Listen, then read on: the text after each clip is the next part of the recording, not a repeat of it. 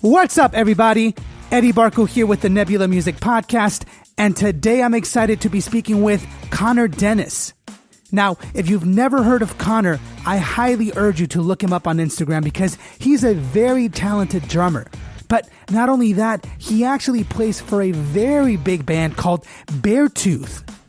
So today we dive into how he managed to become the drummer for Beartooth and what steps he took to get him to that milestone. More importantly than that, we actually get into how he manages to be himself when he plays drums and how he pushes himself to figure out who he is musically, which is something that is very important for every musician to learn at some point in their career. I am very excited for this episode. I don't want to waste any more time, so let's dive right in.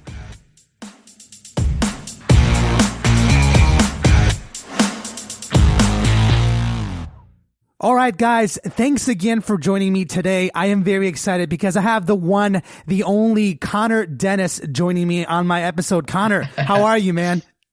I'm good, man. How you doing? I'm doing good, man. I have to say the Connor Denis, man, because anyone who's in the drumming world knows who you are, man. You are just like fucking killing it, dude. You're insane and you're amazingly good. And I mean, I don't need to give you much of an introduction, man. I'm going to let you do that for the most part. But if anyone here that's tuning in hasn't heard of Connor Denis, you are a drummer. You know, a pretty decent drummer, if I can say so myself. I appreciate that. Of course, man. It's well deserved. You're a drummer for a little band called, I think, what are they called again? Beartooth? I think it's what it's called. And so, honestly, I am very happy to have you on my show, man. And like I said, I could spend, hours talking about you, but I would much rather you talk about yourself, man. So why don't you go ahead and catch us up a little bit? Maybe tell us a little bit like how you got started, and then we'll just go from there. Yeah, absolutely. So I'm 21 years old, started playing when I was 11. So this year makes 10 years. Yeah, man, I just started pretty random, just knew I just was a bored kid and needed something to do. And actually was obsessed with the Nick Cannon movie Drumline, funny enough. Oh, nice. And yeah, man, and started picking it up. My 11th birthday, I got a snare drum, and shortly after, a couple months later, I got a kit. And yeah, man, I've just been, ever since then, it was like nonstop, ever since the day I started playing, I've just been totally obsessed with it and still am. So yeah, it's been awesome. Man, Drumline, that movie, what year did that movie come out? Do you even remember? I'm going to say 2004. Yeah, would be my guess. It's like early 2000s going into like 2005-ish era. Oh my God, dude. Definitely, yeah. I remember that movie. That played such a huge role with me. And were you in Drumline, by the way, like in high school at any point? No, I never was.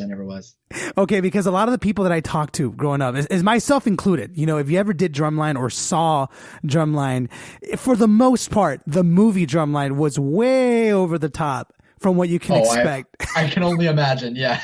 It's like they had these battles and like just intricate set design and stuff. It's insane. It was like the Glee of drum battles. But I mean, that's crazy. Totally. I'm glad that we can relate on the Drumline movie, man. And frankly, yeah. So you were 11, you said, when you started playing drums, right? Or when you you got interested in it. Yeah, I was 11. So did you start playing by yourself? Did you get lessons right away? Or how did you really like start diving into playing drums? Yeah, so like I said, the first thing I got was just a snare drum, but I never really did just snare playing, So I got a snare drum, kind of just messed around with it for a couple months, then decided that I wanted to try and take lessons, but not snare drum lessons, like full kit lessons. So went and took like 2 or 3 lessons just to feel it out. And yeah, I was wanted to dive in head first right away. So shortly after, my dad got me a kit for Christmas that year, and I took lessons from a local guy, just like a standard, your standard music store down the street. I took lessons with a guy like that for about 2 years, and then after that point, I started just learning on my own. How long did you take those lessons, would you say? Like a year, 2 years, maybe even less? 2 years. Yeah. So I took lessons with that guy for 2 years. And then at that point, the internet was like all you need. It's like, Yeah. there's so much teaching material on YouTube now that's free. And I still believe in like hands-on teaching. I do think that, when I talk to people who are just starting or haven't started yet and they want to start, I definitely do recommend that they take some lessons. And it doesn't have to be from an all-star drummer, but somebody who will teach you those really basic fundamentals. Like I'm whether I use all of those things or not, I'm glad that I was taught those. There's little things that you learn and that stick with you when you take lessons like that I think are pretty important. At least for me, I know those things have been crucial. Absolutely. Do you know specifically like maybe one or two things that really stuck out with you when you took lessons? Because you're absolutely right. I think with today's world, and I'm a huge advocate of this too, with YouTube and Instagram and everything, information can really be found anywhere that you want. If you really wanted to find how to do something, how to build something, whatever, you can find it on YouTube. But there is something cool and something beneficial having someone look over, like, let's say your hands, right? And making sure that you're holding it right when you're performing something. So I'm curious, like if you remember like maybe one thing that really stuck Absolutely. with you. That's a really good example. Holding the sticks right. That's one really good example. Another thing is I'm a very at least I like to think I'm a very like feel oriented drummer. I don't read music. I never did any marching band or any jazz band, anything like that. So I'm very kind of like certain things I'll do, like on YouTube videos, you'll see people who play traditional grip and play in marching band are like always criticizing the technique and everything, which I think is fine. It's like rock drummers don't really focus on that too much. However, taking lessons, like there was basic books I went through, like if, you're a drummer, so you'll probably know that the book, Stick Control. Oh, it's like, yeah.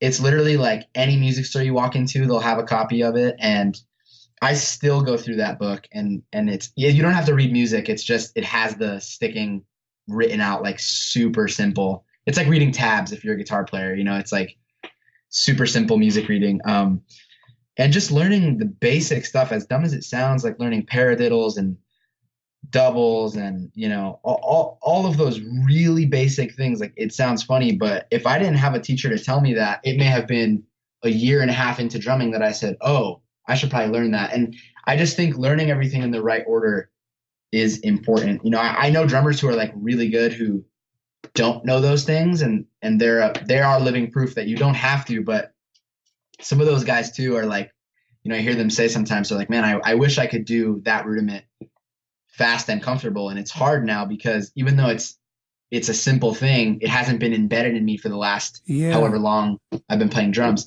I think those things are important. And I think it like subtly and subconsciously affects how you play, whether you realize it or not, Absolutely. And it's almost like, I don't know how to give an example specifically, but it's a lot like speaking a language in a way, where you start off very basic and the whole point Absolutely. the whole point of going through those basics is that you get comfortable and your body tends to, or rather your brain tends to memorize those things. And at a certain point, you don't think about them anymore. So with rudiments, for example, like my favorite one, and I'm geeking out here with drum stuff. It's like my favorite ones are doubles. Like I use doubles all the time and combination with paradiddles as well. And you're absolutely right. If I had not been taught those things, I don't know how long it would have taken for me to learn them. I'm sure I would have run across them at some point in my drumming career, but it was good that I learned them very early on, and because I approached my drumming with those things in mind, if that makes sense. Right. And they become so second nature. You can always learn those things. Like if you're an advanced drummer, learning those things isn't going to be a problem for you, but you can never go back in time and like make them, I could sit and I could be having this full on conversation with you right now. And if I had a pad in front of me, just playing paradiddles, like at the fastest speed I can without thinking about it. And it's just so second nature to me because I've been doing them for so long, and so that is something that I do think is valuable. And I think that you definitely if you, no matter like almost no matter who you're taking lessons with, it's like you're gonna learn those basic things. And if you put the work in, that it will become second nature. Well, let me ask you this. For the kind of music that you play with Beartooth and a lot of the videos that I see you posting online, how much of those rudiments do you apply to your playing? And obviously that might be a bit of a broad question, but I'm curious, how do you feel, like how much, whether it's paradiddles, doubles, singles, whatever the rudiments that you learned from the beginning, like how much do they play a big role into your playing? I'd say there's like maybe 3 or 4 that play a big role. And a lot of them I don't even realize I'm using until I watch a video. And then I'm like, oh, when I did that fill, I went across the toms, and when I ended on the floor tom, I ended it with a double instead of continuing the singles because I wanted to end up crashing with my right hand as opposed to my left. You know what I'm saying? Like, yeah. It's like I know I want to end on my crash on my right side because my left side's too far away. So it's like I, without even realizing it, will do a double at the end. It's hard to explain obviously without playing it, but I'm sure you get what I'm saying. And it's like little things like that. For the most part. But then one rudiment I will say that I use like nonstop, and I'm definitely aware that I'm doing it when I do it, is the 6-stroke roll. Oh, for sure. That I use more than anything.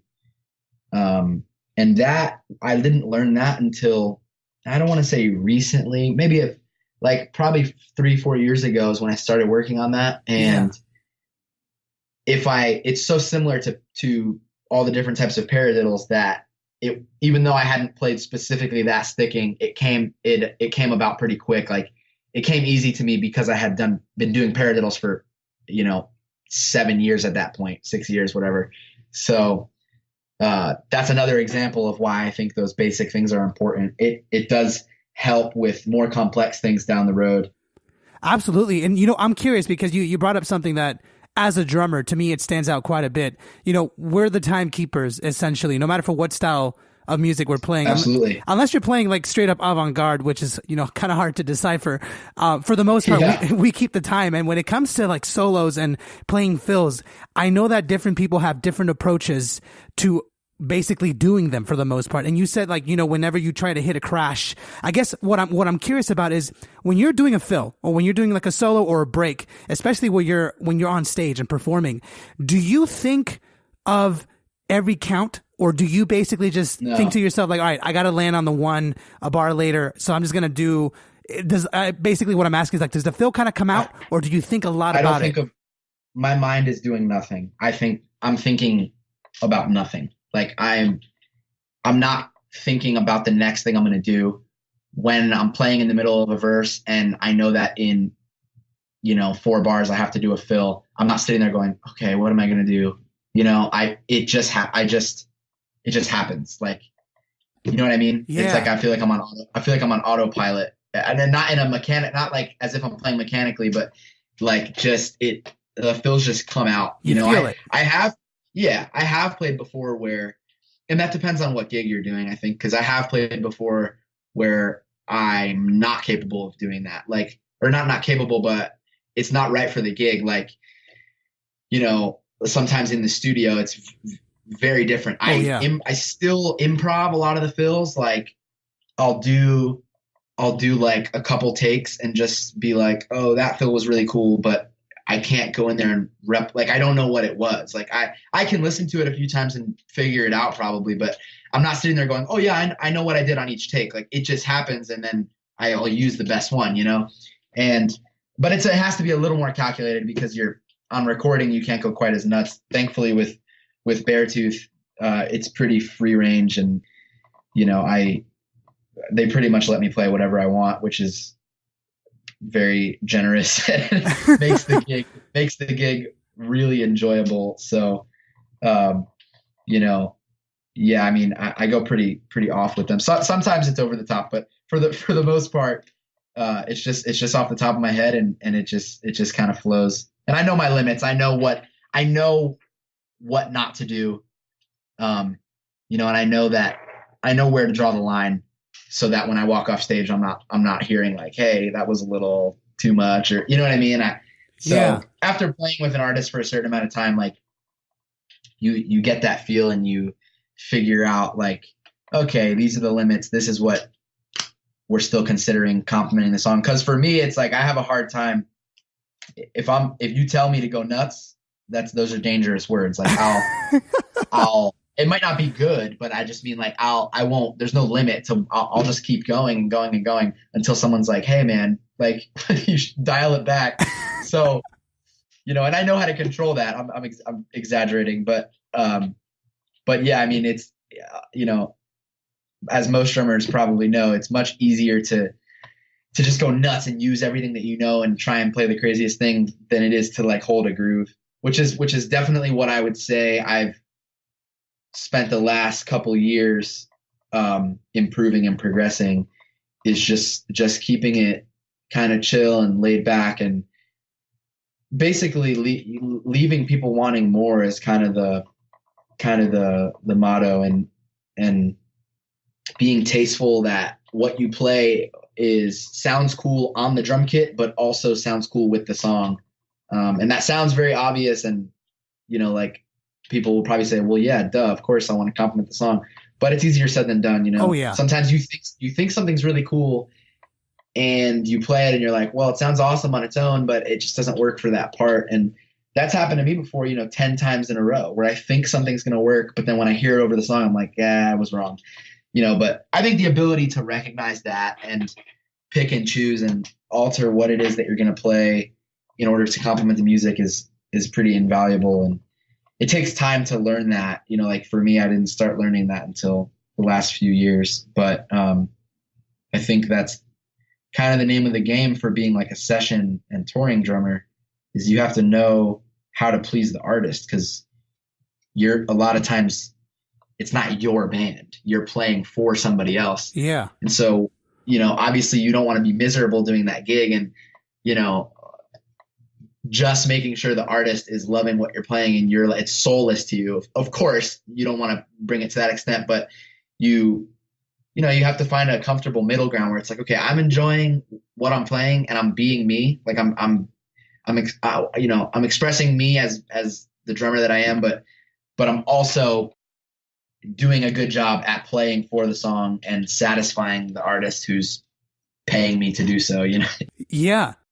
What's crazy? What I love about what you said is that you're very much self-aware of what you're doing. And I think a lot of the musicians that I've met, that I've played with, and that I've had the pleasure to speak to, there's this pattern that I see that, they have the ability to be honest with themselves. And exactly what you said, where, you kind of find a middle ground where you're happy with what you're doing, but you're also aware that you're also part of something bigger, and you want to make sure that you're complementing that. And I think that's something that you're doing really, really well, is allowing yourself to still be, yourself, but you're mature enough and confident enough to kind of take a step back and take a listen to your playing and say like, I'm not so sure if that fill would work well for the song. Maybe I liked it. Maybe I thought it was like the best 16th, roll that I've ever played. Yeah. But if it didn't work for the song, then I can't do it. I got to take it out. And it seems like you do that 100%. Very well.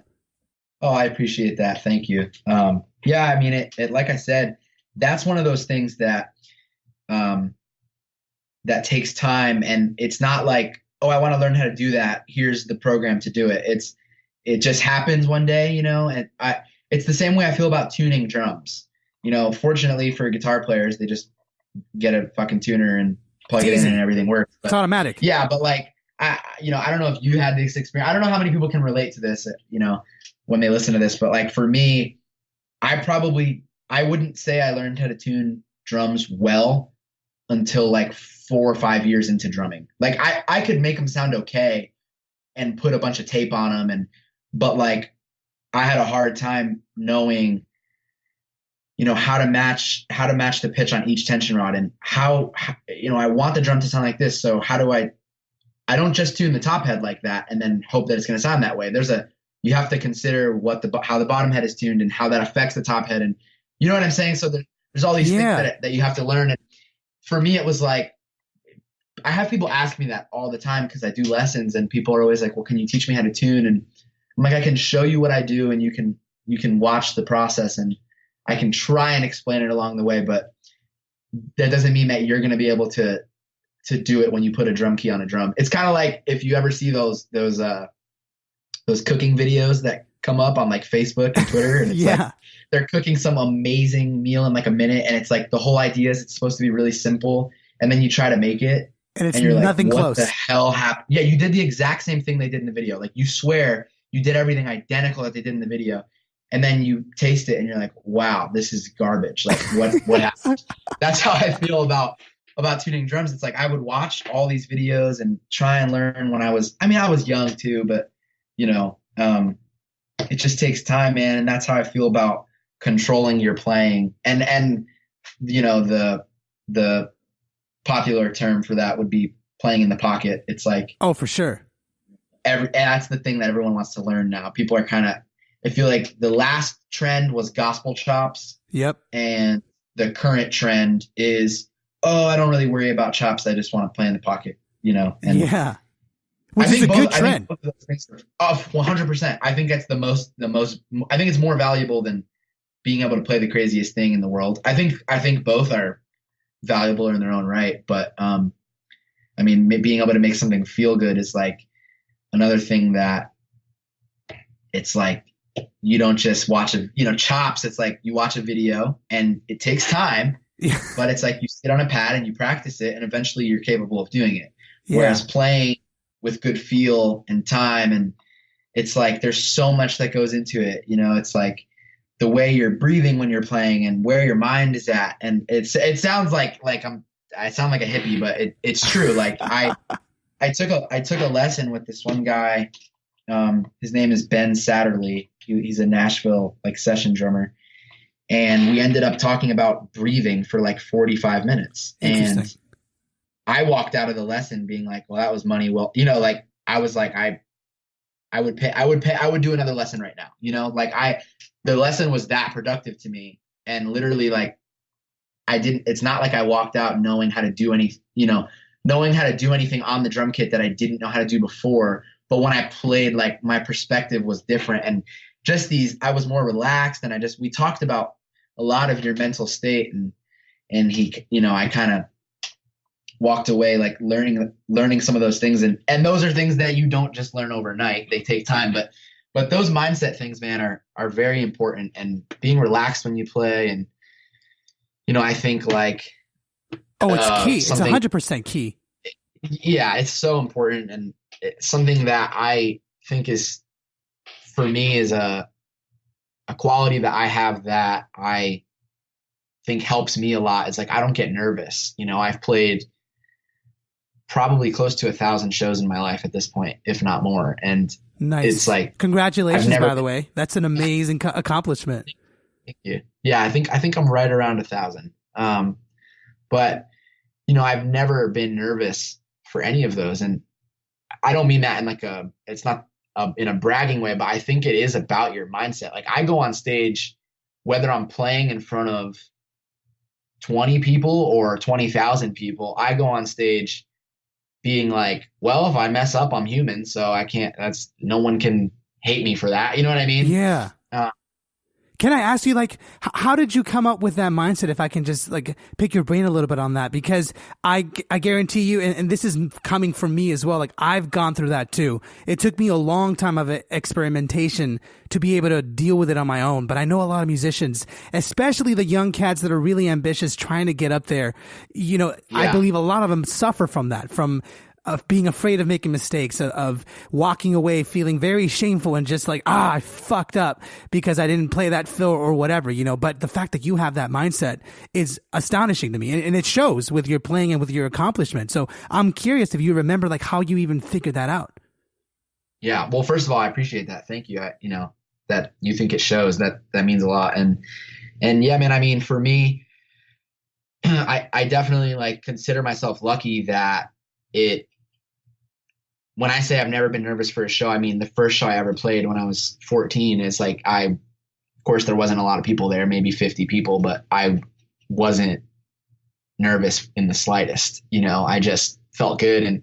But growing and becoming more of a, I don't know, I guess professional at it, it's and playing bigger shows, I started to realize like I said, like you're just human, and it's really your mindset. It's like if you go on stage just being like, well, I'm gonna do the best I can, I'm gonna kill it, and be confident too, you know. Don't go up being like, oh my God, if I mess up, my life's over. Like realistically, you're gonna be fine. Like the worst that's gonna happen is you screw a part up, and probably the crowd won't even notice. You have to mess up so bad for the crowd to notice. That's what I tell people too. You got to stop playing, it's essentially. Like, yeah, pretty much. I mean, the crowd is, you know, not to insult people who go to concerts, but it's like they're paying attention to so many things. And we're the drummer's the least cool guy on stage, so they're probably Yeah. not.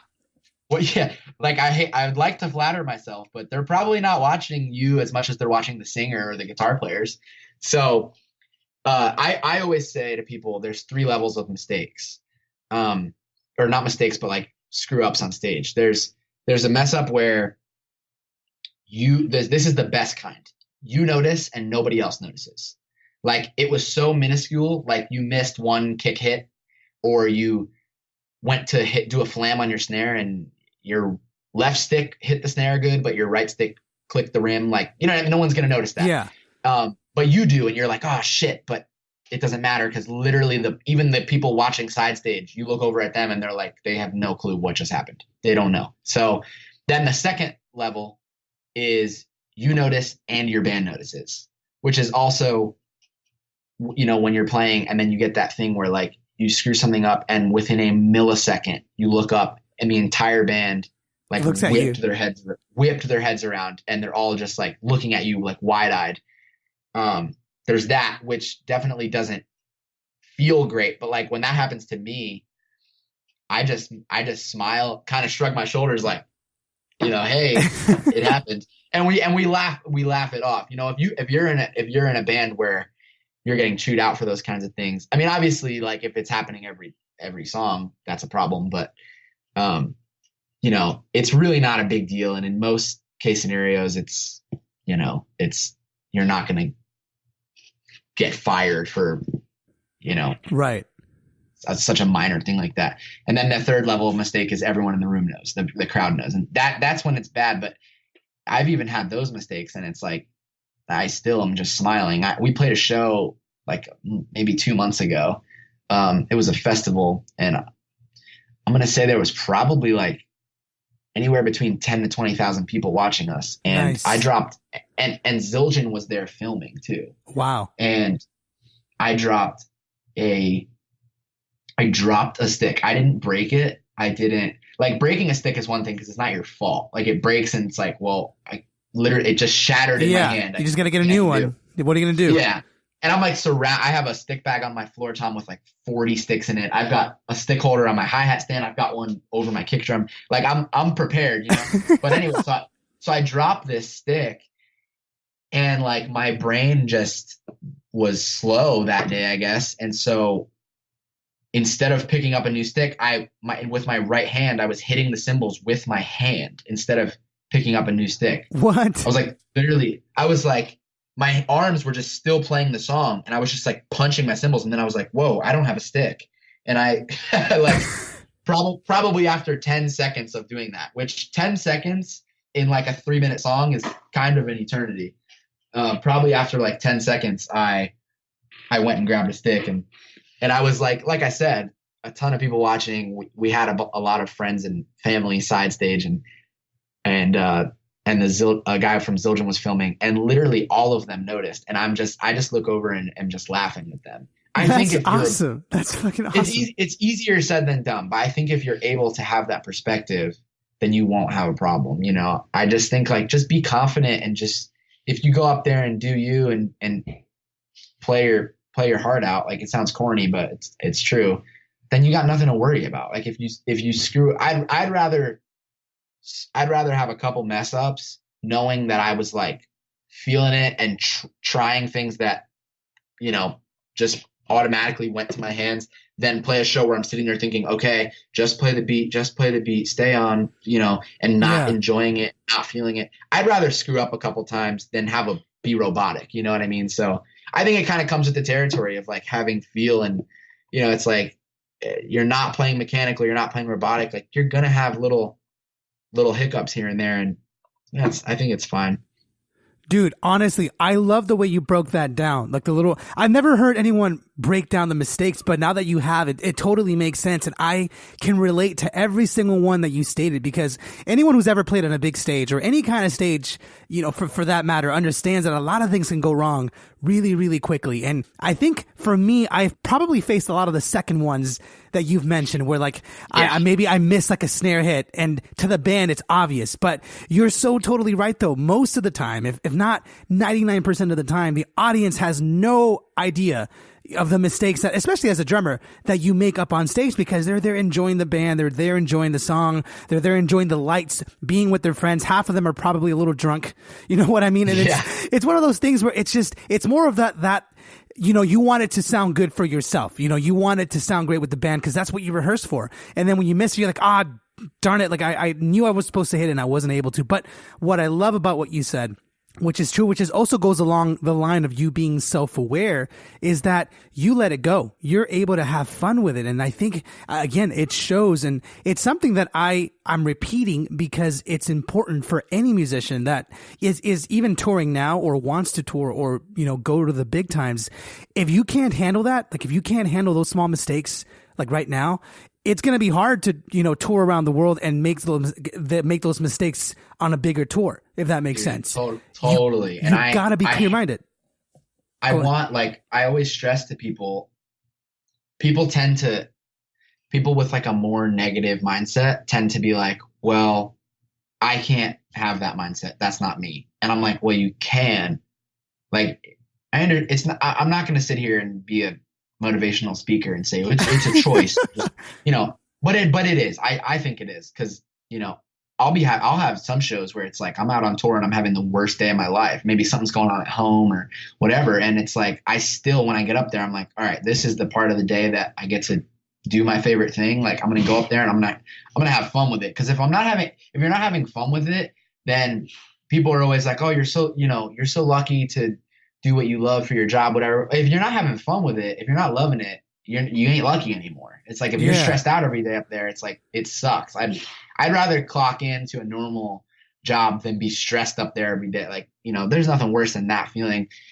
And again, I definitely want to reiterate, easier said than done, but I do think that mindset I think anybody is capable of achieving that mindset. And, and like you said, it's like when you get on bigger stages, if that is taking over you, like it's not going to work. You're in not trouble. Going to be able, exactly. Like you, and I think like for a lot of people, I know for myself, it's like when you get that opportunity, that kind of to do your first like big professional thing, it's like that opportunity might not knock again. So if you go into it the first time with a bad mindset, like even if you fix it after that, you might not get another opportunity. So I always encourage them, just like before you get there, like worry about those things now, prepare now.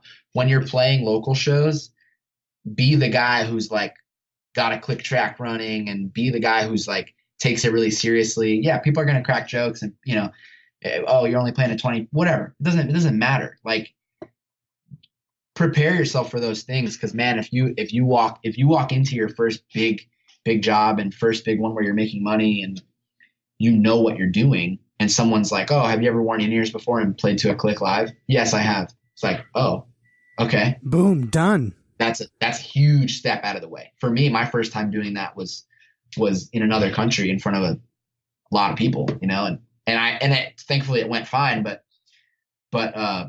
point being, I played to a click a lot at home. I knew that I needed to prepare to that, so I was comfortable playing with a click. But it's different when you're on live, stage, though, man. It's different live. Oh yeah, so different.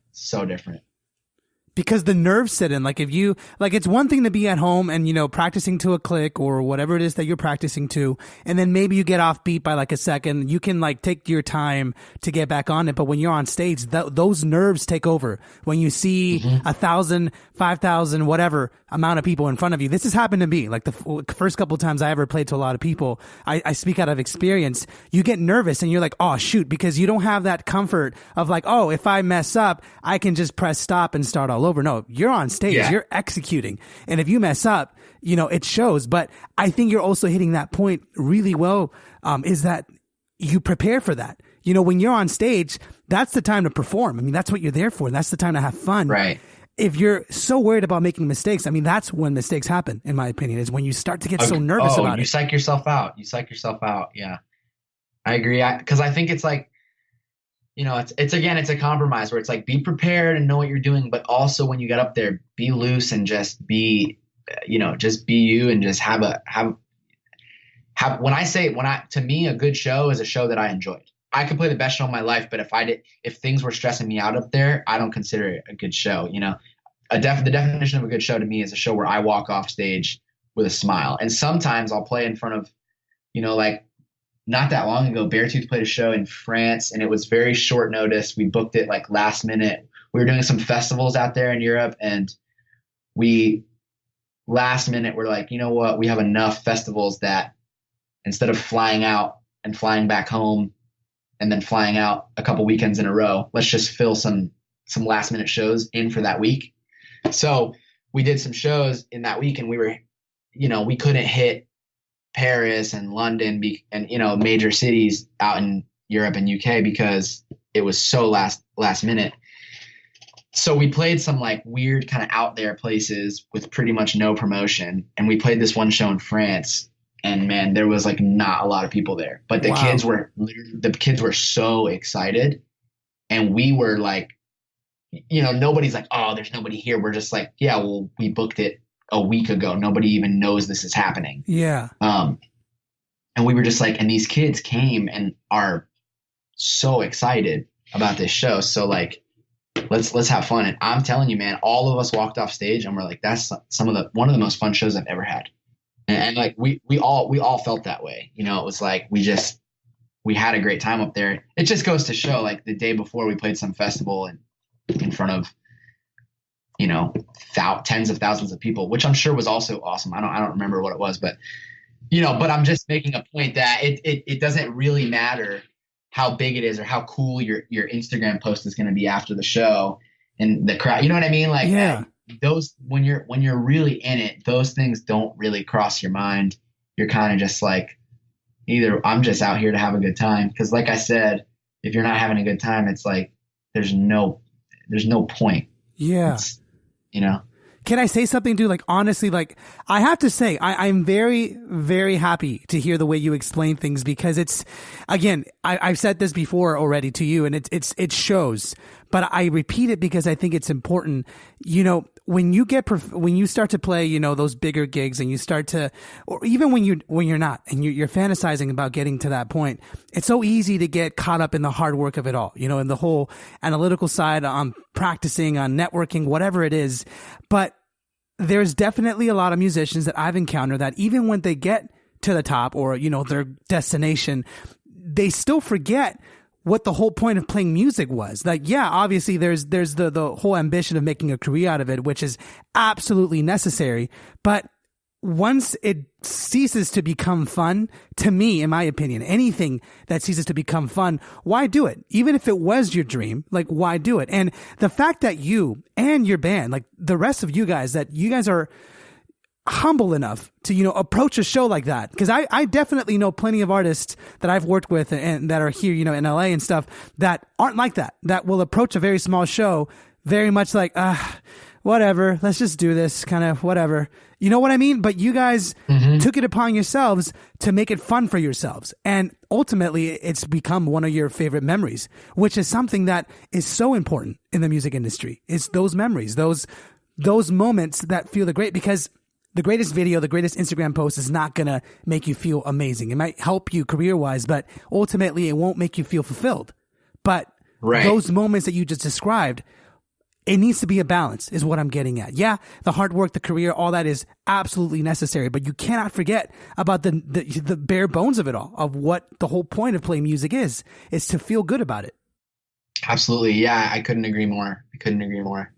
Dude, honestly, like, I'm so glad that I'm getting a chance to talk to you, because I'm learning more about, like, the way you approach music. And like I said, I think based on the way you describe it, your band Beartooth just seems like an amazing group of guys. You guys just seem to have a lot of fun and just really work hard, but in a very good way. And so I'm curious, like, how was it that you got hooked up with these guys? Because these guys are just unbelievably amazing, and so are you. Oh, thank you. I'm gonna take you back a little bit, so you fully understand how I got where I was before that, so it all makes sense. So I was playing in a band locally. I was in like, my own local band with my brother and my best friends and whatever.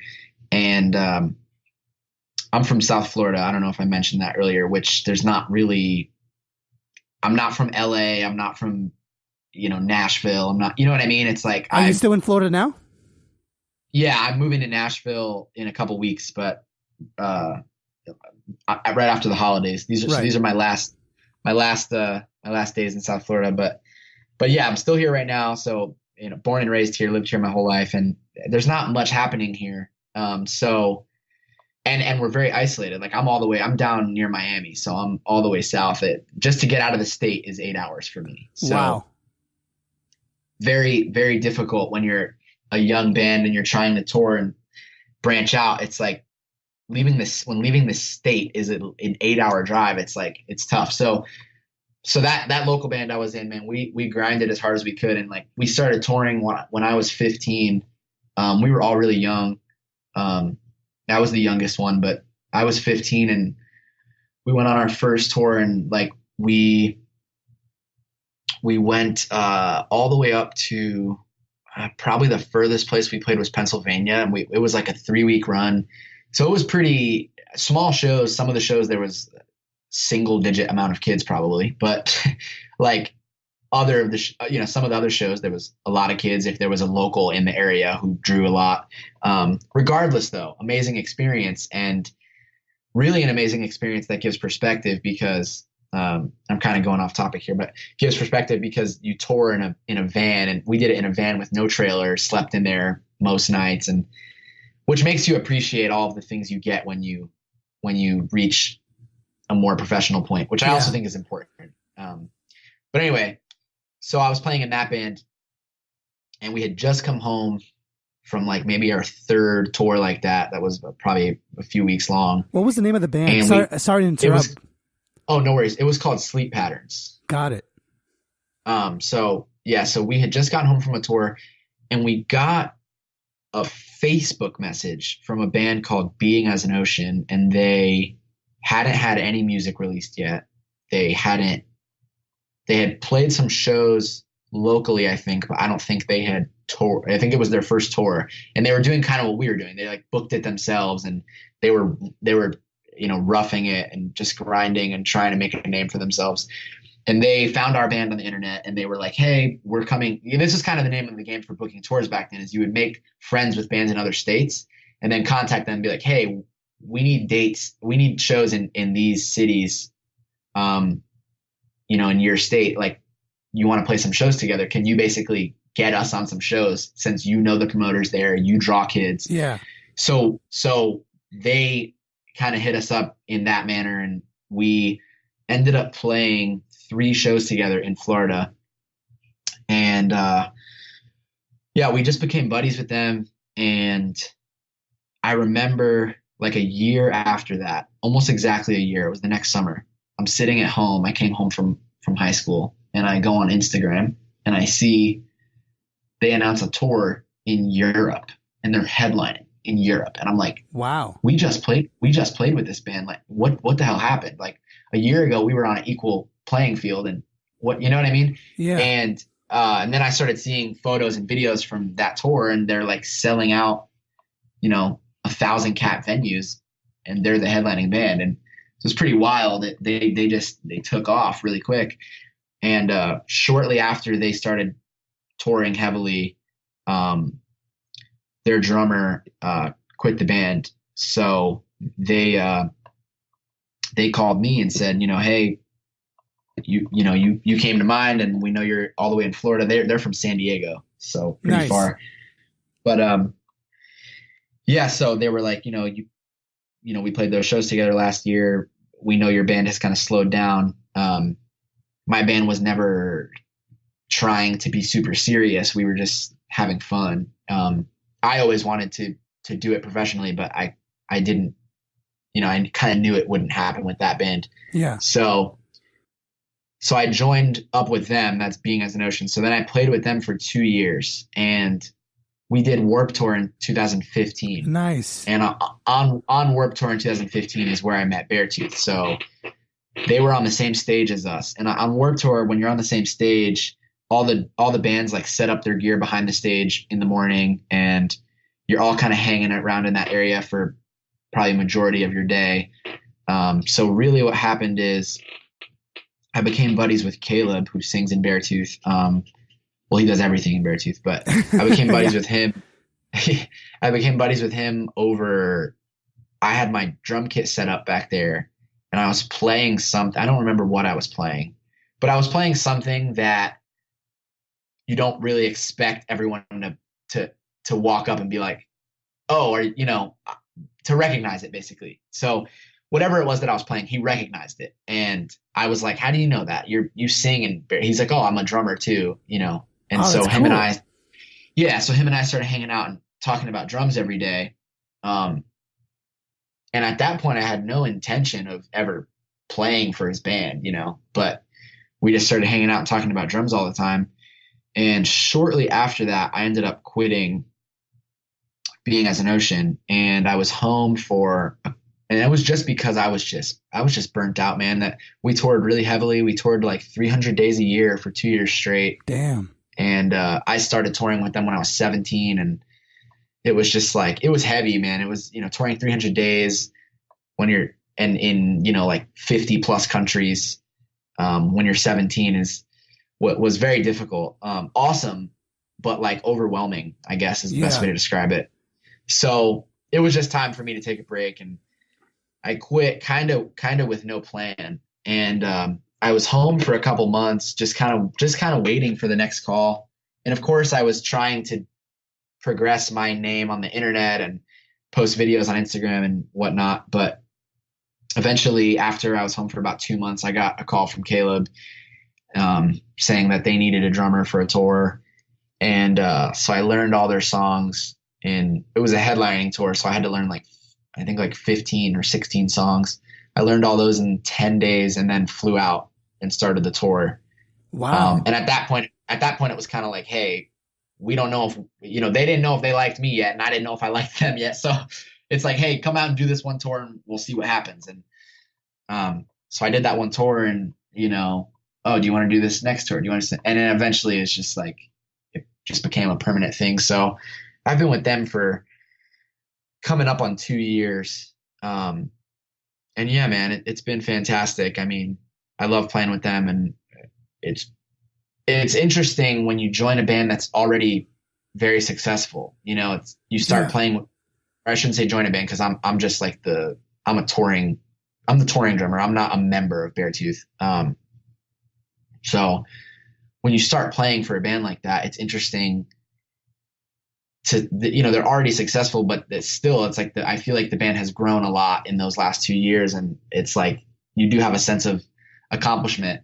I don't write those songs, and I don't consider it my band. I don't have any sense of ownership with it, but I've been playing every show they've played in the last 2 years. So, you do have a sense of like being a part of that. So it is really cool, to kind of watch that process and be a crucial part of it, Dude, man, what a great story, man, on how you got connected. Just basically playing with another band and then getting connected with Beartooth like that. It seems almost like a drummer's dream come true, and you're absolutely right. When you join an artist that, has in a way made a name for themselves already, whatever the size of the name is, it is interesting because you're basically adding to their existing music. You're not coming in writing songs. You're not coming in, like you mentioned earlier, like in the tour, like in the van and stuff. Like you're basically coming to an already established thing.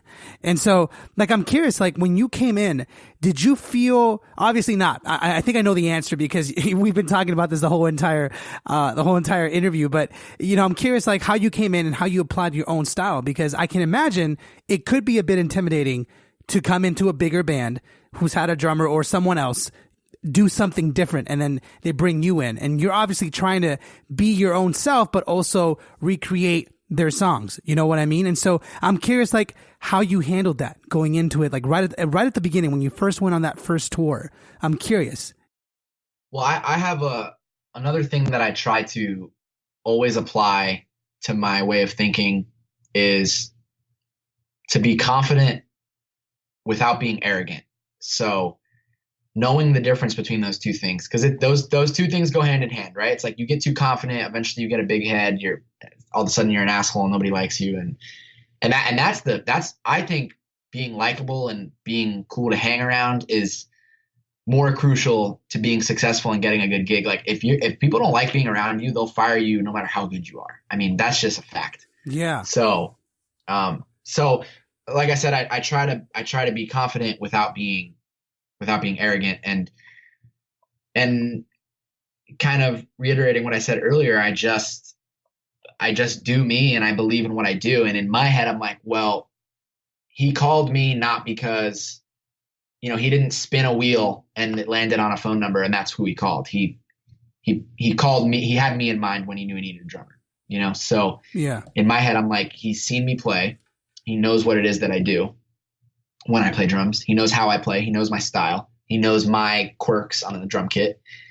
So he called me for a reason. So I'm going to do me, And sometimes you do that and you get corrected. You do it and someone's like, well, this part I'd like you to play a little bit more like it is on the record. And I for sure have had those adjustments, especially on that first tour. It was like I played certain things where it was like, hey, this part you can go totally free range, but this other part of the song, I kind of like you to keep it straightforward how it is on the album. And I think it's cool when you have that relationship where both people respect each other.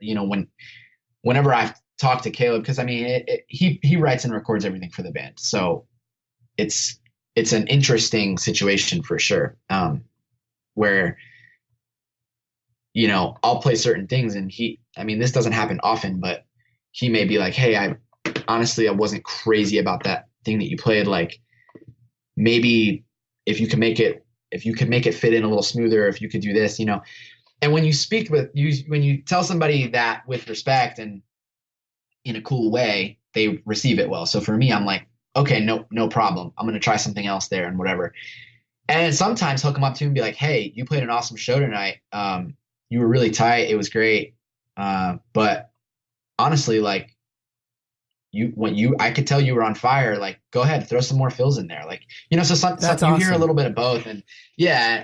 And I mean, that's definitely a perk of the guy who runs the band knowing things about drums, cause he, when you do something cool and you're like a guitar player's like, they're like, no, I hated that. And you're like, well, you don't understand. It's a 6-stroke rule going into, they're like, I don't give a shit. Like it sounded bad, So it's cool when somebody knows enough about drums that you can, they understand, you know what I mean? Like They get where you're coming from. Like, so I definitely, I wasn't intimidated and I wasn't nervous. But I knew that there was going to be an adjustment. I think it goes back again to saying the self-aware thing. It's like, and more than self-aware, being aware of your like what you're getting yourself into. While I'm playing for a new artist, like there's going to be some different things about this, Oh, yeah. Like anything. When you go through change, it's like, there's this band's going to run the show differently than my last band. It's these people are going to be different to hang out with. It's like all of that stuff it sounds very obvious, but sometimes I feel like people go into something new without fully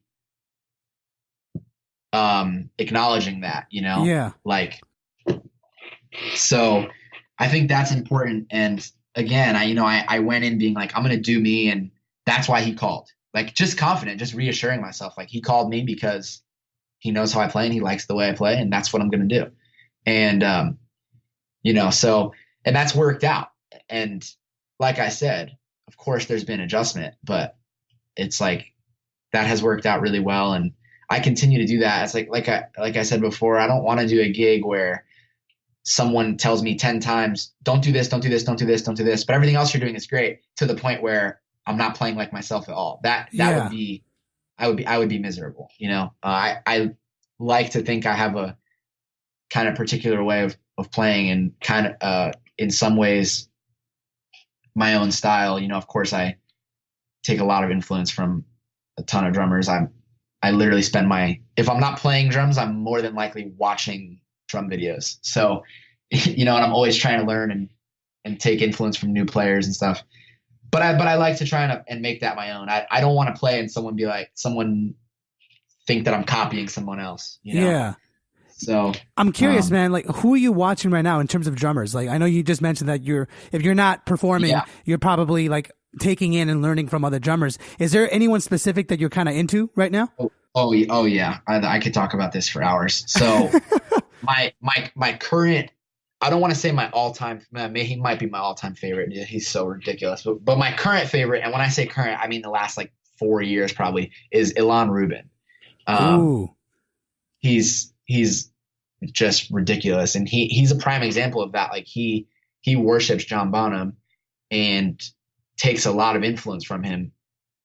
And when he plays, you can see the influence, but he's not copying him. Like he does it in his own way. Totally. Like he plays like nobody else. And not only does he play like nobody else, but in my opinion, nobody can play like him. Like I've never seen it replicated. It's just like he has such a unique style. He plays open-handed, which obviously makes everything just like way crazier. Cause like I'm watching it and I'm like, how the hell did he do that? Oh yeah, he leads everything with his left hand. That's why I can't. So he's number one for sure. Other guys, I want to mention some Instagram guys, because like we were talking about. I think we were talking about this before we actually started the interview. Is Instagram is huge for progressing your yeah. And especially I think for drummers, like it's become a real place to make contacts with other drummers. So there's a guy on Instagram named Jeff Randall. He plays, I don't know if he consistently plays for Philip Phillips, but I know he did that gig for at least a couple tours. And he posts videos pretty consistently, and that dude is just unbelievable. I actually made a post pretty recently, kind of like giving tribute to that guy, because I came up with this groove that I was like, it wasn't something note for note that he had played, but as soon as I started playing it, I was like, oh, I feel like my inner Jeff Randall came out, Yeah, super nice guy and incredible drummer. Other Instagram guys, there's Ash Sohn. Oh my God, that guy, insane. His grooves, oh Jesus. Like literally life ruining how good he is. Like, who else is there? Literally every time I open like my drum feed or I open up Instagram, there's always a video of Ash. Just like he makes like these cool little loops, and then he's always playing like a type of shuffle or not, but he knows what to add, like those little things, those little like nice little like rough rolls or something that just make the groove sound so great. And his drums sound fantastic too.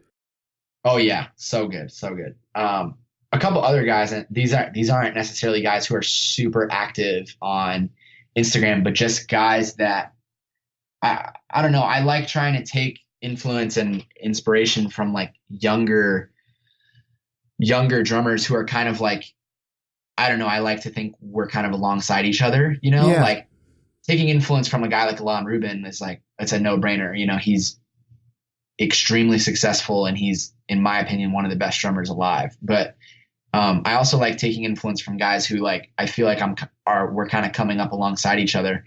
So there's Josh Manuel.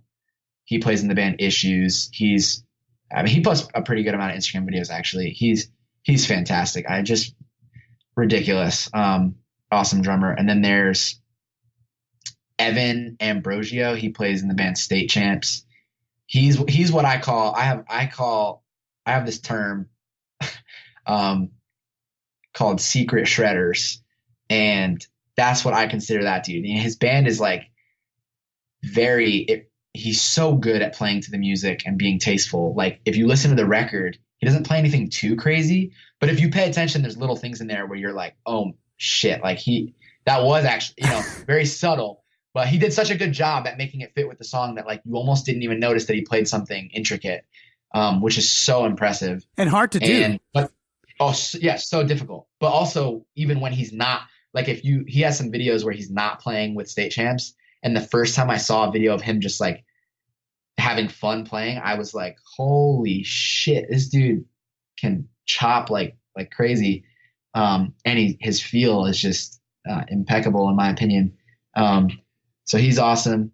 Yeah, I mean, I could go on and name a million drummers like that, but yeah, man, those two guys really stand out to me. And one of my another huge influence on me is Aaron Gillespie.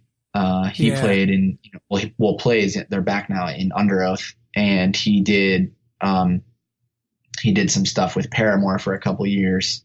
And I took lessons with him when I was 13 to when I was 16, because he's from Florida.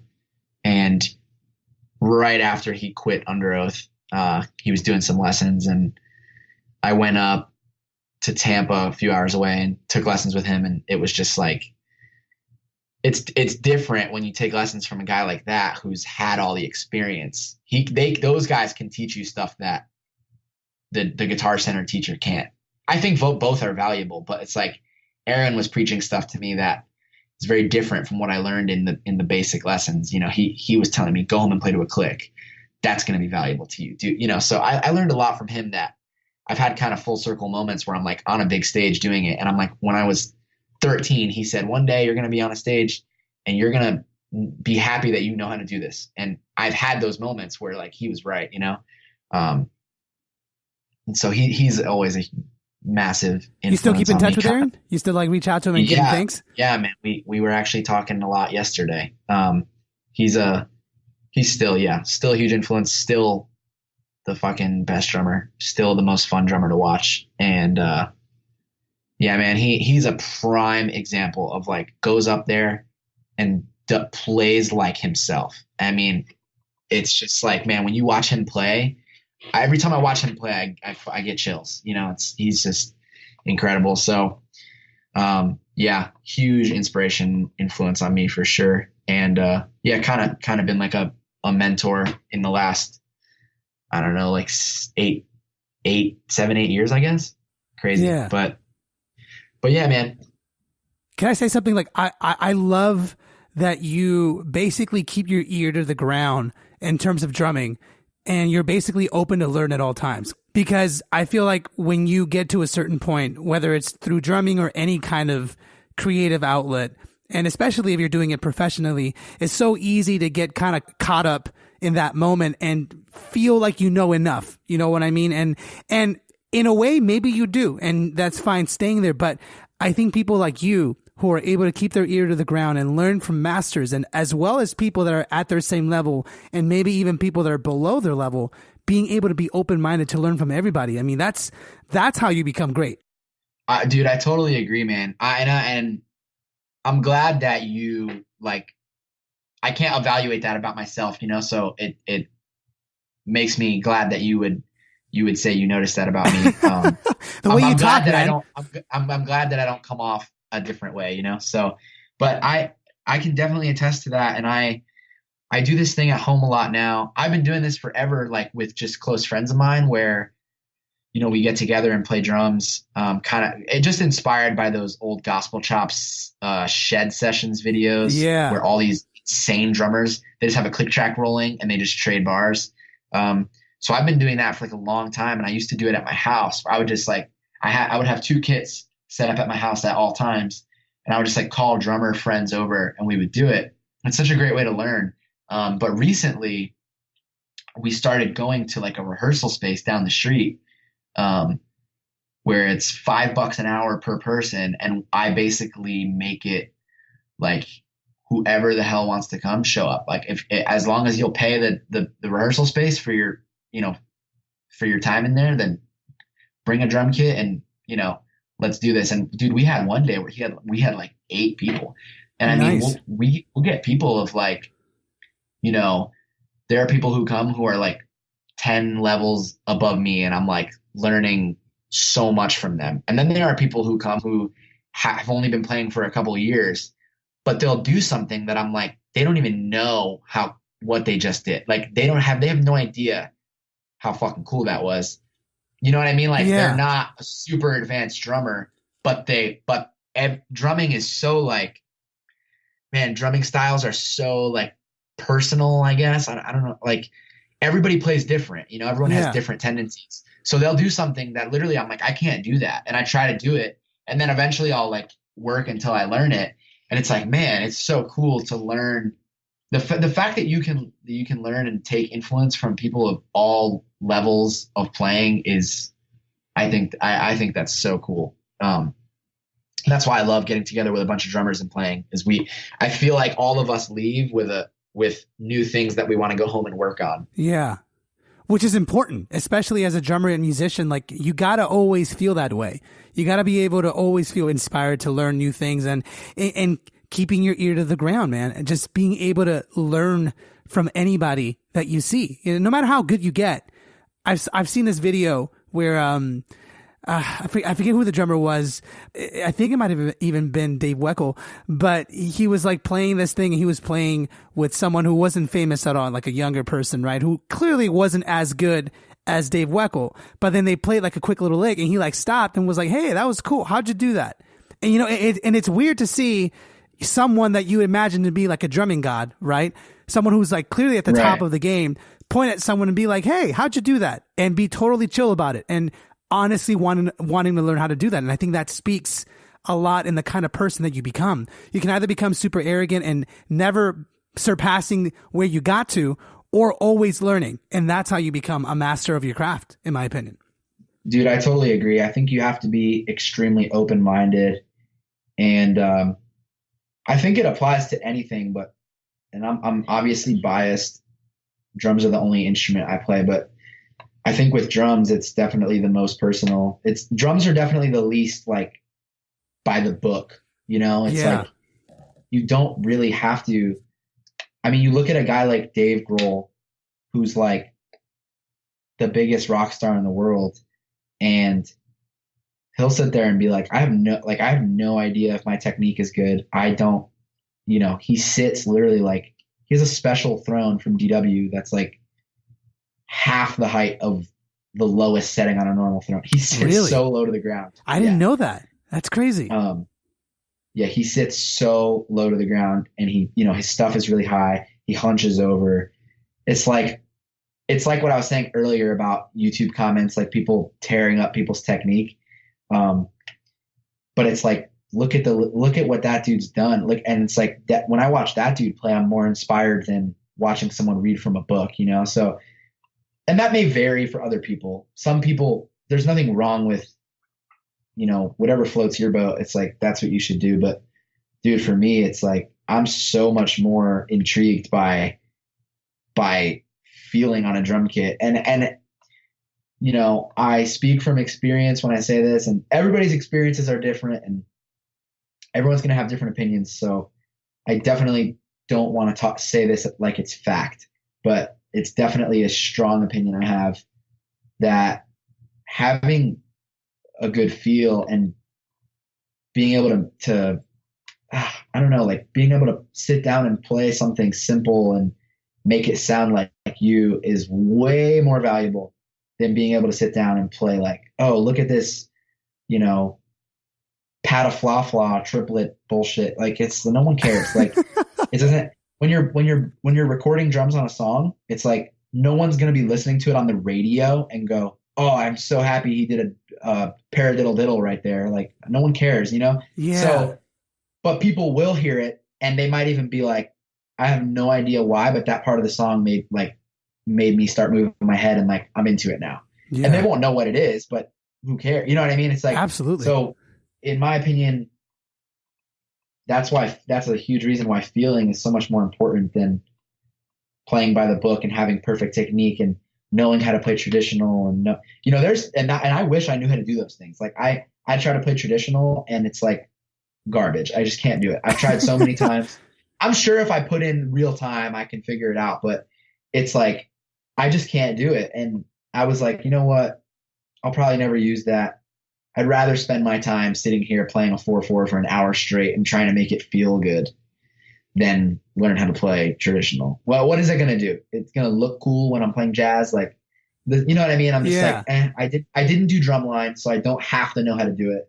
If you're doing drumline, you have to know how to do it because literally you cannot like the drum is so close to you that you can't play match grip. But you know, I don't know, man. I don't place a lot of importance on those things. I think it's cool to know those things. Like no harm. The more you know, the better. Absolutely. But I think those should be further down on your list of priorities than a lot of people place them.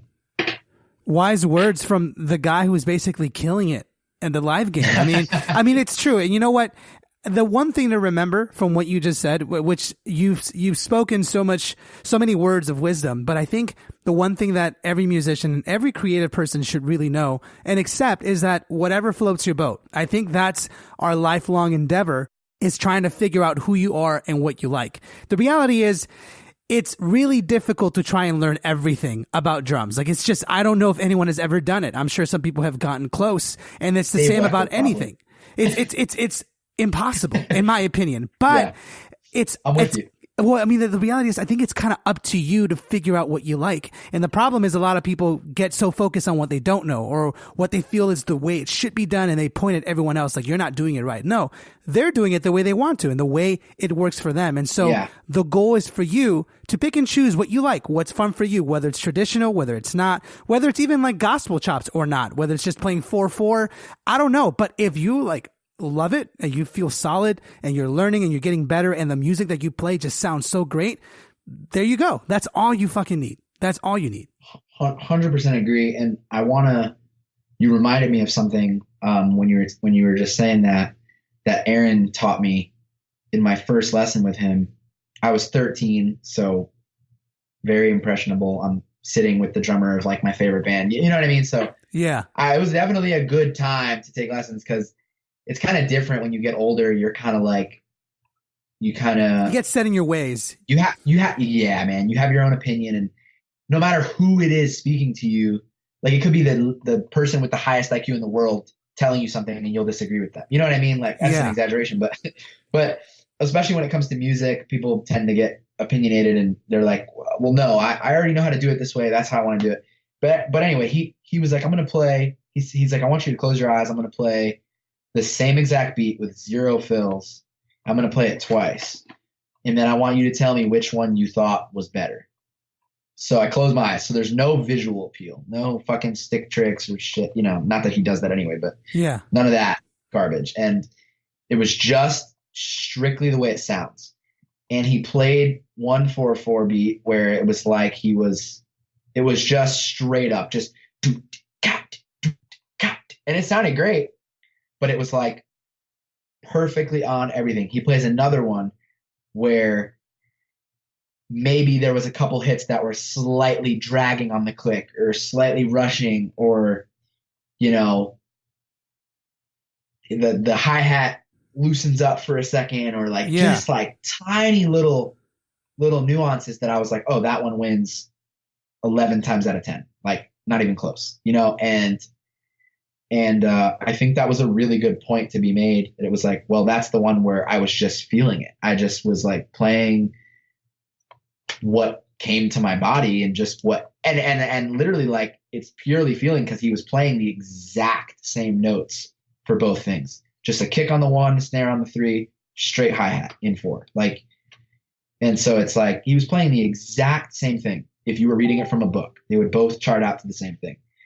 But one just sounded, you know, eons better than the other. It's like, and one had character, you know?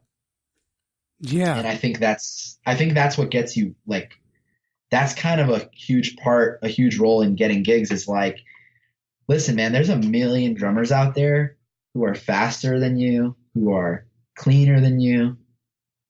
But if you do you, to the full extent, there's nobody out there who can replicate that. Like, you know, if you really play like yourself, and like I said earlier, I know it sounds corny, but it's No. It's true. Like, just do what you're feeling. And somebody, if I truly believe if you put the time in, there's a lot of hard work involved. There are a lot of things that I think are important to learn that aren't necessarily fun to learn. But if you put the hard work in and you're like truly dedicated and you're playing like you to the full extent, somebody out there is going to hear that and go, oh shit, I want that guy behind. Like, I want him playing drums for me. Yeah. And and I think the reason why it's important that the quality that draws them in is your personal way of playing is because if they say, wow, he plays the fastest clean singles I've ever heard. Well, somebody else can do it also. You know what I mean? There's 10 guys. There's literally 1,000 people in LA who can also do that, but when you're doing your own thing, it's like somebody can try to copy it, but ain't nobody going to do it like you. It's just not going to happen. So I think that's a really important thing to factor in when you're like trying to get calls for gigs is like, man, just play like yourself and, don't be shy. Don't be afraid, to just be you up there. And like I said, somebody's going to want that, whatever it is that you may bring to the table. Somebody else might hate it. There's a lot of things that I do when I play that multiple people don't enjoy, and that's fine. And but I'm just like, well, that's how I play. And I don't want to compromise that because I'm sure there's somebody, who wants those qualities. And, I think just believe in that and be confident and do you to the full extent, and things will work out. If you're putting the work in and you're putting the time and the dedication, it'll happen.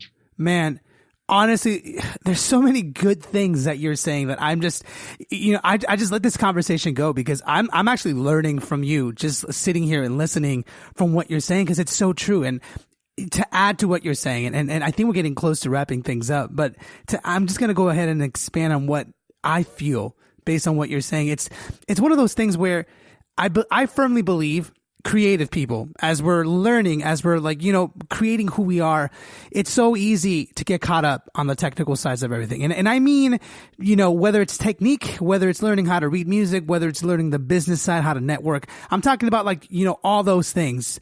But at the end of the day, which I think goes back to what you're saying and what I said a little bit earlier too, you're different. You're always going to be different from everyone else because we're all incredibly unique in our own way. And I don't mean that in a way where like, oh, everyone's special, blah, blah, blah, which is true. I'm simply saying we're all so different. We've all have many different life experiences. And just with music alone, we've had so many different experiences that there's no possible way that you're going to be exactly like me or exactly like you or exactly like your friend. Like, it's just a physical impossibility. And to try and constantly be like everyone else is why it makes no sense to me, because you're already designed to be different 100% based on your life choices and based on the things that you've done musically. And I think the ones that are successful, the ones that reach their full potential, are the ones that spend the time trying to understand who they are. And there's no one specific way to do it. Just like how I've learned with your career history and just what you've done with your career, there is no one specific way to figure it out, but it's about being willing to do so and being willing to accept those little things that make you different, being willing to accept, oh, you know what? When I do this, I feel happy. And I know maybe I should learn this, but I find it boring. Well, hey, it's okay if you find it boring. That is unique to you. Because what you find boring, maybe I won't find boring. But you see, when you're willing to accept those differences, when you're willing to accept what you find interesting and double down on those things, that's when your personality starts to shine. And maybe, again, if you're listening and you're trying to figure out who you are as an individual and as a drummer and musician, I think that's a good way to start. To just really try and figure out the things that you find boring and the things that you really like. Even if someone tells you, it doesn't matter, but even if someone does tell you, no, you need to learn this, maybe that is true. But if you honestly don't like doing it, then don't do it. Just do what you like. Yeah. I mean, imagine if we all learned drums from the same book and from the same teacher, how boring that would be. Like, You think about all these drummers who have made insane careers for themselves, right? You think any of them, I shouldn't say any of them because I did give the Dave Grohl example, but now I'm gonna say 90% of them know fucking almost every rudiment in the book. They know all that stuff, but still you might love one of them and hate the other. Yeah. You know what I mean? What do you think those qualities are? Those are the things that, in my opinion, is in their blood. 100%. And dude, and to even add to that, like I love different kind of drummers. Like we can talk about this for so many more hours, but like there are so many different type of drummers out there and just musicians in general. But let's talk about drummers that are killing it at their game. And if you were to put them in the same exact room and just have them groove with each other, you can see right away where they shine at. Like take Steve Jordan, for example, the master, in my opinion, of just grooves. But if you were to put him, yeah, right. Like if you were to put him next to, like Dave Grohl, or put him next to John Bonham if he was still alive, and then maybe like Vinny Colaiuta, and then maybe like Aaron Spears, right? Like that's already a huge difference right there of drummers. But you just named like 4 people in my top 10, dude, right? But you see, if you were to sit there and watch them, and you watch them each do their thing at the same time, you wouldn't stare at Steve Jordan and be like, oh, he can't do those fills that Aaron Spears is doing. Clearly, Aaron Spears is better. But when you hear him like just jam on those, he just like lays down those fat grooves for bars. I can't help but just sit there and be like, wow, there is something about the way he plays that, even though I understand it. 100%. Right? 100%. And the same thing.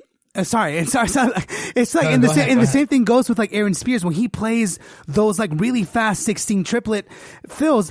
Not many people, people can understand what he plays, but they don't sound the same at all. And that's just what I'm trying to get at. If you own what you are, if you own whether you're the groove king, whether you're the gospel chop king, where you're just the slow king or the soft player, if you own that shit, you will be at the top and no one will be able to compare to you because you'll just be in your own category. If that makes sense. No, I 100% agree. And like, I think something that kind of proves what you're saying is, and I want to know if you relate to this. So I'll watch like an Aaron Spears who obviously plays pretty intricate, crazy stuff. And like when I'm watching him, I want to go on my drums and I want to play the craziest thing I can play. Right. So yeah, that's what I'm feeling. And 10 seconds later, you could put on a Steve Jordan clip, and I'm like, oh, fuck chopping, fuck chops. Like, yes. So it's like literally like when they have that thing that they're clearly is what they were born, the way they were born to play, and they find it and they figure it out. It's like, it's perfect because it's like one moment. It's literally, I'll change my mind with every drummer you show me that's doing different things because it's like as I'm watching them, it works so well with their hands and the way they play that it's like, oh damn, I gotta do, and they make it look easy too, man. Like Steve Jordan plays these grooves that I'm like, okay, I'm gonna go try that, and I play it and I'm like, okay, I'm never trying that again. Like, yeah, I can't play it like him, and but I can play it like me, so I think that's cool. I think that's awesome. Man. Oh man, dude, we can literally talk for another 3 hours about this stuff, but I know you got stuff to do, man. Honestly, like I feel very revitalized talking about this stuff because it reminds me of what I need to be focusing on all the time, especially as a drummer. Me too. Yeah, it's good to talk about this stuff. And hopefully anyone who was listening, I hope that it helps you get inspired and to remember that throughout your whole life and your whole career, you're always going to be constantly refiguring out who you are. But as long as you're constantly focusing on what clicks, when that light bulb goes on in your brain, when you just feel this like happiness. And you know what? I try to imagine, like, for example, like I know Steve Jordan's actually a pretty skilled drummer. Like I know now he's known for a lot of his fat grooves and playing with like John Mayer and stuff. But like when he was younger, I know he was into that like jazz and stuff, and he has some chops under his belts. So he's got it. He just doesn't pull it out. Yeah. I try to imagine what it was like when he figured out that he didn't want to do that anymore, and he just wanted to focus on those fat grooves because it's easy to see the end result, cool. Right? Yeah, that's a really cool way to look at it. Yeah, and so like it's the same for me, it's the same for you, and it's the same for anyone. Like that light bulb moment, it's something that's hard to really discipline yourself to do, but if you just try and look out for those and just whenever you feel like elated and happy when you do something, just go after that. And it gets easier every time. And then before you know it, you'll just be in your element. I agree with you. And another thing I want to add to that is I think that people get impatient. I think they think that everybody else has it figured out, and why not me? Why haven't I figured it out? But I'll openly say here, I don't think my light bulb has gone off yet. I'm constantly, like, as far as a lot of things goes, I'm constantly changing my setup. I'm constantly changing my mind on what it is I see myself playing in years to come. I'm just like, for me, it's like that. I'm still figuring it out, and I'm having a great time in that process along the way. And I'm aware that I'm having a successful climb up to that point, I guess, but yeah. Regardless, I still feel like I haven't figured that out yet, and I know I will. But yeah, man, it's like, I'm still just like, I change my mind all the time, and I'm trying new things all the time. And I'm like, this is what I want to work at. This is what I want to get really good at. And then like a week later, I'm like, no, I want to do this. And so it's like, there's no rush on that. I might be 30 before I figure it out. I don't know, but there's no reason to stress about it. I feel like a lot of people do. A lot of people kind of, like I said earlier, they psych themselves out and they panic like everyone else has it figured out, but they don't, which just isn't the case, Yeah. Well, honestly, I mean, you're going to figure it out, because if you're constantly trying and changing, it's just a matter of time. That's the reality. If you're not doing anything. I totally agree, man. Yeah, like if you're not doing anything and you're not willing to change, then obviously you're already betting that you're probably not going to find it. But if you're willing to constantly change and work at it, then it's just a matter of time. Really, that's the reality. I totally agree. Dude, man, thank you so much for joining me on this episode. This is arguably one of my favorite ones so far. Like, you are a very wise drummer, and I love the way you play already. And the fact to hear that you share a lot of the same mindset and that you're constantly still trying to learn and change. I mean, I think that's refreshing for anyone to hear, especially with someone who's reached a high caliber of success like you. It's refreshing to hear that you're still constantly trying to change. And I just, honestly, dude, thank you so much for really taking the time to speak with me. And thanks for asking me to do it, man. It's been a great conversation, and I feel like I'm walking away with like feeling like tomorrow I'm going to wake up and, before I brush my teeth, I'm going to go work on something on the kit, so. As we should, man. Well, I think you already said everything I was hoping that we would talk about, but again, not trying to reiterate anything that we have already said before, but like, if we were to break down just in like one or two sentences of some of the stuff we talked about, and someone that wants to be where you're at, someone is very inspired and they just want to learn or figure out how they can get to the next level, what would you tell them? Like, just a quick little like summary of what you think someone should be doing right now. I would tell them, be confident, be bold, like believe in what it is that you enjoy playing and what you think you're born to play. Don't let yourself doubt that, and don't let other people make you doubt that.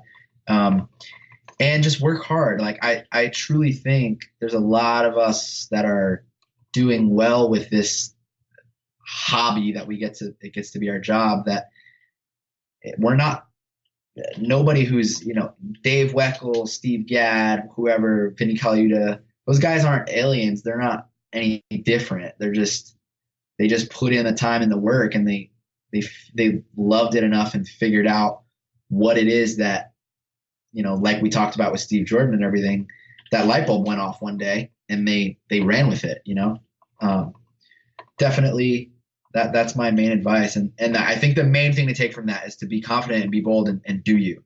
Like, do not water down what it is that you're meant to do for, because somebody else makes you think you should. Awesome, man. Like, honestly, do you, double down on what you know, and don't sacrifice who you are for anybody else, really. Honestly, wise words from you, my friend. Thank you so much again for your time, dude. I can't thank you enough. I think I've already said it like 5 times, but I mean it, man. I think I needed this. Thank you, man. Yeah, dude, honestly, like I'm grateful. And I think this is something that a lot of drummers and musicians in general really need to hear. And I really do thank you. And I would wish you lots of luck, dude, but honestly, you're not going to need it because you're working at it. You're already at a good place, and you're going to get even farther. Like, you're going to get to even farther places, honestly, man. I appreciate that a lot. I hope you enjoyed my conversation with Connor. I know that I definitely did. This is something that I always say at the end of my episodes. I'm always learning from my guests. It's what excites me. It's what gets me so excited to be speaking with musicians that are just killing it. Because I learn and I get inspired to go and try new things. And if there's anything that I want you guys to take away from this episode, is to really think about who you want to be and what you like musically. It takes a long time to really figure out who you are as a musician, and it can be intimidating because there's just so much knowledge out there. I know that I sometimes want to try and learn everything, but it just isn't possible, or at least no one's done it yet that I have seen. But the beauty of it all is that you can pick and choose what you like and own it. Be best at what you enjoy. Whether it's rudiments, whether it's grooves, whether it's being fast or being super soft or liking jazz or liking rock, it doesn't matter. Whatever floats your boat. I know that's a very cheesy thing to say, but whatever makes you feel happy, that is what's going to lead you to success. Because when you're performing, when you're playing music and showing the world your craft, people are going to respond well with what makes you happy. So definitely be on the lookout for those moments where you feel alive, where you feel excited, because that's what's going to help you shape you as the best musician that you can possibly be. So if you like this episode, then press that subscribe button and tune in on the next episode, because I've got so many great interviews coming up for you guys and lots of great content coming your way.